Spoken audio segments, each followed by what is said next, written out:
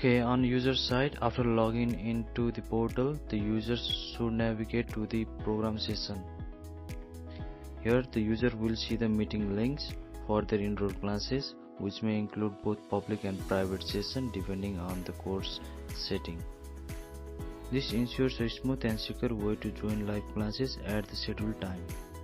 Let's take a look at a quick demo of how user can access these links.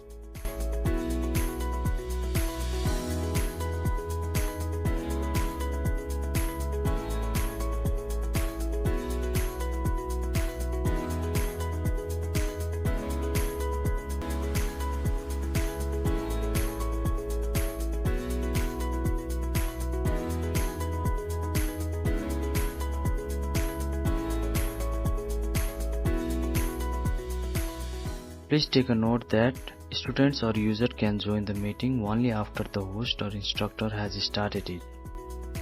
Otherwise, they will remain in the waiting room until the meeting begins.